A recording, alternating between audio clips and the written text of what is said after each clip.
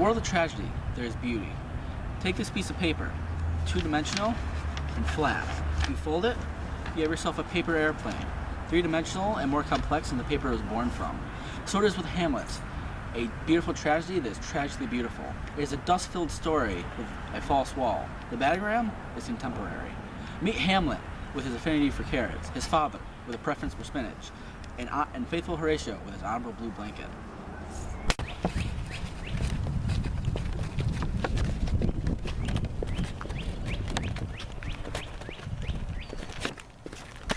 Whither wilt thou lead me? Speak, I'll go no further.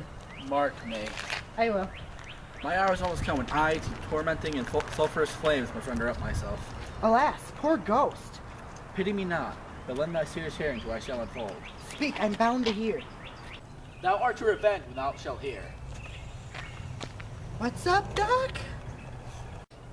I am thy father's spirit, doomed for a certain term to walk the night, and for the day confined in fastened fires, till the foul crimes done in my days of nature are burnt and purged away. But that I am to forbid to tell the stories of my prison house, I could a tale unfold whose lightest words would harrow up thy soul, freeze thy young blood, make thy two eyes like stars start from their spheres, thy knotted and combined locks depart, and each particular hair to stand on end, like quills upon the youthful porpentine. But this eternal blazon must not be to ears of flesh and blood. List, list, oh list! Thou did ever love thy father dear. Oh, God! Revenge his foul and unnatural murder. Murder? Murder most foul, as in best it is, but most foul, strange, and unnatural. Haste me to know it, for I, with wings as swift as meditation or thoughts to love, may take my revenge. I find thee apt, and duller shouldst thou be than the fat weed that roots itself in ease on Leith Wharf. Wouldst thou not stir in this? Now, Hamlet, hear. 'Tis given out that, sleeping in my orchard, a serpent stung me, so the whole ear of Denmark is by a forged process of my death rankly abused. But know, thou noble youth, the serpent that did sting me, sing thy father's life, now wears his crown. Oh, my prophetic soul! My uncle! I, that incestuous, that adulterate beast, with witchcraft of his wits, with traitorous gifts, O wicked wit and gifts that have the power so to seduce, one to his shameful lust that willed my most seeming virtuous queen. O Hamlet, what a falling off there was, for me, whose love was of that dignity, that it went hand in hand, even with the vow I made to her in marriage, and to decline upon a wretch whose natural gifts were poured to those of mine. But virtue, as it never will be moved, though luminous court in a shape of heaven, so lust, though to a radiant angel linked, will sate itself in a celestial bed, and prey on garbage. But methinks I scent the morning air, but brief let me be. Sleeping within my orchard, my custom always of the afternoon, upon my secure hour thy uncle stole, with juice of Christabona in a vial and portions of my ears did pour the leprous distilment, whose effects hold such enmity with blood of man, that swift as quicksilver it courses through the natural gates and alleys of the body. And with a sudden vigor it doth posset and curd like eager droppings into milk, the thin, wholesome blood, so did it mine, and a most instant letter barked about, most Lazar-like, with vile and loathsome crust all my smooth body. Thus was I, sleeping by a brother's hand, of life, of crown, of queen at once dispatched, cut off, even the blossoms of my sin, unhouseled, disappointed, unanailed, no reckoning made, but sent to my account with all my imperfections on my head. Oh horrible, oh most horrible! If thou hast nature in thee, bear it not. Let not the royal bed of Denmark be a couch of luxury and damned incest. But, howsoever thou pursues this act, take not thy mind, nor let thy soul contrive against thy mother aught. Leave her to heaven, and to those thorns that in her bosom lodge to prick and sting her. Fare thee well at once. The glowworm shows the matin to be near, and gins to pale his ineffectual fire. Adieu, adieu, adieu. Remember me. Oh, all you, host of heaven, oh earth, what else? And shall I couple hell? Oh fie, hold my heart, and you, my sinews, grow not instant old, but bear me stiffly up. Remember thee? Aye, thou poor ghost, whilst memory holds a seat in this distracted globe. Remember thee? From the table of my memory I'll wipe away all trivial, fond records, all saws of books, all forms, all pressures past, that youth and observation copied there, and thy commandment all alone shall live within the book and volume of my brain, unmixed with baser matter. Yes, by heaven, O most pernicious woman, O villain, villain, smiling, damned villain. My tables, meet it is I set it down, that one may smile and be a villain. At least I am sure it may be so in Denmark. So, uncle, there you are. Now to my word, it is adieu, adieu. Remember me. I have sworn it.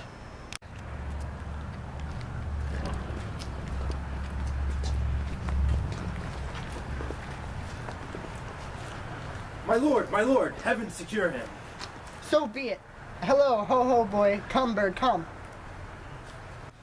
What news, my lord? Oh, wonderful. Good, my lord, tell it. No, you will reveal it. Not I, my lord, by heaven. How say you then? Would heart of man once think it, but you'll be secret? I, by heaven, my lord. There's never a villain dwelling in all Denmark, but he's an errant knave. There needs no ghost, my lord, come from the grave to tell us this. Why, right, you're in the right. And so, without more circumstance at all, I hold it fit that we shake hands and part. You as your business and desire shall point you. For every man hath business and desire, such as it is, and for my own poor part I will go pray. Meet tomorrow we will, and discuss this further. How now, my lord? Oh, now, Horatio, I'm sorry my words of yesterday offend you heartily. Yes, faith, heartily. There's no offense, my lord.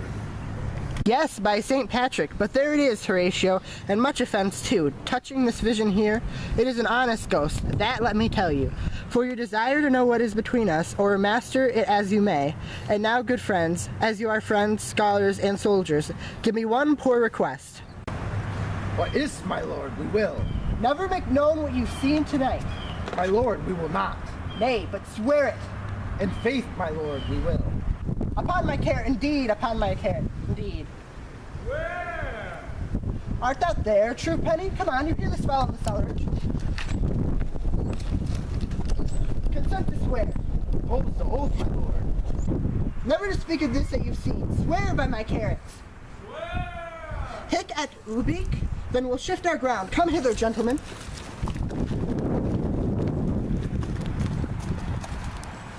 And lay your hands again upon my carrots. Swear by my carrots, never to speak of this that you've seen. Swear by his carrots! Well said, old mole. Canst work at the earth so fast? A worthy pioneer. Once more remove, good friends. Oh, day and night, but this is wondrous strange.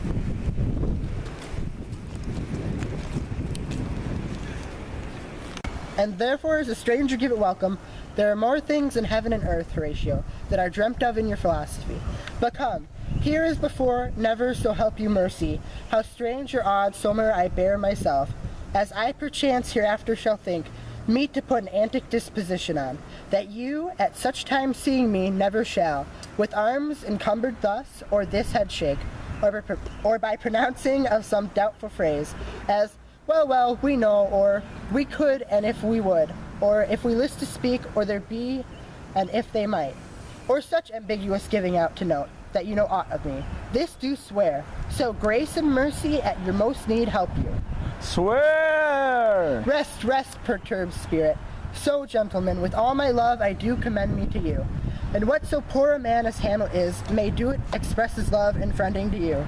God willing shall not lack. Let us go in together, and still your fingers on your lips, I pray, that time is out of joint. Oh, cursed spite, that ever I was born to set it right.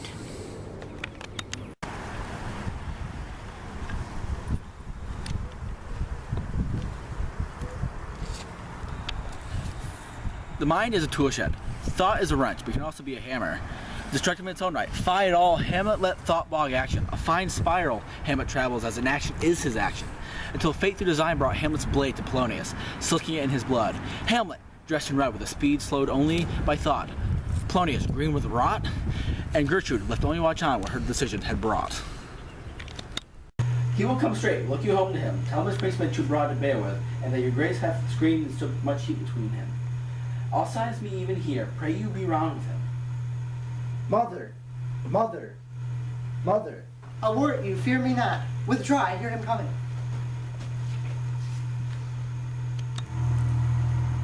Now, mother, what is the matter? Hamlet, thou hast thy father much offended. Mother, you have my father much offended. Come, come, you answer with an idle tongue. Go, go, you question with a wicked tongue. Why how now, Hamlet? What's the matter now? Have you forgot me? No, by the rood, not so. You are the queen, your husband's brother's wife, and would it were not so, you are my mother. Nay, then I'll set those to you that can speak. Come, come, and sit you down. You shall not budge. You go not till I set you up a glass where you may see the inmost part of you. What wilt thou do? Thou wilt not murder me. Help, ho! What? Ho, help! How now, a rat? Dead for a jitters, dead. Oh, I'm slain! Oh, what hast thou done? Nay, I know not. Is it the king? Oh, what a rash and bloody deed is this! A bloody deed. Almost as bad, good mother, as kill a king and marry his brother. As kill a king? Aye, my lady, it was my word. Thou wretched, rash, intruding fool, farewell. I took thee for thy better. Take thy fortune. Thou find'st to be too busy in some danger. Leave wringing of your hands. Peace, sit you down. And let me wring your heart, for so I shall. If it be made of penetrable stuff, if damned custom have not raised it so, that it be proof and bulwark against sense. Follow me, away from this ghastly scene. What have I done that thou darest wag thy tongue in so rude a noise against me? Such an act that blurs the grace and blush of modesty, calls virtue a hypocrite, takes off the rose from the far forehead of an innocent love, and sets a blister there, makes marriage vow as false as Dicer's oath. Oh, such a deed as from the body of contraction plucks the very soul, and sweet religion makes a rhapsody of words.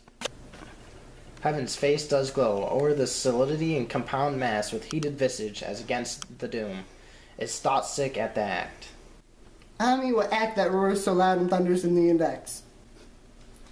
Look here upon this picture, and on this, a counterfeit presentment of two brothers. See what a grace was seated on this brow.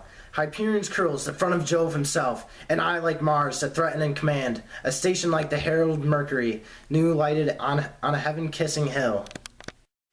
A combination in form and deed where every god did seem to set his seal. To give the world assurance of a man, this was your husband. Look you now what follows.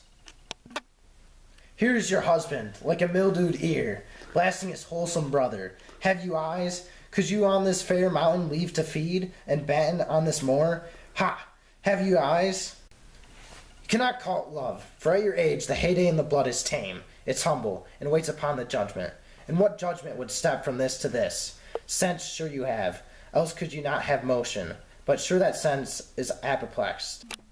For madness would not err, nor sense the ecstasy was never so thralled. But it reserves some quantity of choice to serve in such a difference. What devil was it that hath cozened you at Hoodman blind? Eyes without feeling, feeling without sight, ears without hands or eyes, smelling sans all, or but a sickly part of one true sense, could not so mope. O shame, where's thy blush? Rebellious hell, if thou canst mutine in a matron's bones, to flaming youth let virtue be as wax, and melt in her own fire, proclaim no shame when the compulsive ardor gives the charge, since frost itself as actively doth burn, and reason panders will. Oh, Hamlet, speak no more. Thou turn'st my eyes into my very soul, and there I see such black and grain spots as will not leave their taint. Nay, but to live in the rank sweet of an unseen bed, stewed in corruption, honey and making love, over thy nasty sty. Oh, speak to me no more. These words like daggers enter in my ears. No more, sweet Hamlet. A murderer and a villain, a slave that is not 20th part the tithe of your president lord, a vice of kings, a cuppers of the empire and the rule, that from a shelf the precious diadem stole, and put in his pocket. No more! A king of shreds and patches.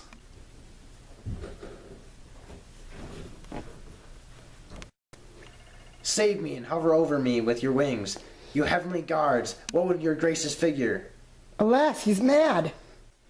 Do you not come your tardy son to chide, that lapse in time and passion lets go by, the important acting of your dread command? Oh, say. Do not forget, this visitation is only to whet thy almost blunted purpose. But look, amazement on thy mother sits. Oh, step between her and her fighting soul. Conceit in weakest body strongest works. Speak to her, Hamlet. How's it with you, lady?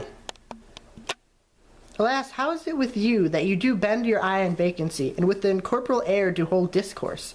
Forth at your eyes your spirits wildly peep, and as the sleeping soldiers in the alarm, your bedded hair like life in excrements, start up and stand and end. O gentle sun, upon the heat and flame of thy distemper, sprinkle cool patience. Whereon do you look? On him, on him! Look you how pale he glares. His form and cause conjoined, preaching to stones, would make them capable. Do not look upon me, lest with this piteous action you convert my stern effects. Then what I have to do will want true color, tears perchance for blood. To whom do you speak this? Did you see nothing there? Nothing at all, yet all it is I see. Nor did you nothing here? No, nothing but ourselves. Why, look you there! Look how it steals away! My father has been in as he lived. Look where he goes even now out at the portal. The very corners of your brain, this bodiless creation ecstasy is very cunning in. Ecstasy, my pulses yours doth temporarily keep time, and makes a healthful music. It is not madness that I have uttered. Bring me to the test. And I, the matter will reward, which madness would gamble from. Mother, for love of grace, lay not that flattering unction to your soul, that not your trespass but my madness speaks. It will but skin and film the ulcerous place. Whilst rank corruption mining all within, infects unseen, confess yourself to heaven, repent what's past, avoid what is to come, and do not spread the compost on the weeds, to make them rancor. Forgive me this my virtue, for in the fatness of these pursy times, virtue itself of vice must pardon beg, curb and woo for leave to do him good. O Hamlet, thou hast cleft my heart in twain. Oh, throw away the worser part of it, and live the pure with the other half. Good night, but go not to my uncle's bed. Assume a virtue if you have it. That monster, custom all sense doth eat. Of habits devil is an angel yet in this, that to the use of actions fair and good he likewise gives a frock or livery, that apt is put on. Refrain tonight, and that shall lend a kindness of easiness to the next abstinence, the next more easy. For use almost can change the stamp of nature, and either the devil or throw him out with wondrous potency. Once more good night, and when you are desirous to be blessed, I'll blessing beg of you. So again, good night. I must be cruel only to be kind. This bad begins and worse remains behind. One word more, good lady. What shall I do? Not this by no means that I bid you do. Let the blow king tempt you again to bed, pinch wanton on your cheek, and call you his mouse, and let him in for a pair of reachy kisses, or paddling in your neck with his damned fingers, make you to ravel all this matter out, that I essentially am not in madness, but mad in craft. 'Twere good you let him know, for who that's but a queen, fair, sober, wise, would from a paddock, from a bat, a gib, such dear concernings hide, who would do so, known despite of sense of secrecy, unpeg the basket on his house's top, let the birds fly in, and like the famous ape, to try conclusions in the basket creep, and break your own neck down. Be thou assured, if words be made a breath and breath of life, I have no life to breathe what thou hast said to me. I must to England, you know that. Alack, I had forgot, 'tis so concluded on. This letter's sealed, and my two schoolfellows, who I will trust as I will adders fanged, they bear the mandate. They must sweep my way and marshal me to knavery. Let it work. For 'tis the sport to have the engineer hoist with his own petard, and shall go hard. For I will delve 1 yard below their minds and blow them at the moon. Oh, 'tis most sweet, when in one line two crafts directly meet. This man shall set me packing. Mother, good night indeed. This counselor is now most still, most secret, and most grave. Good night, mother.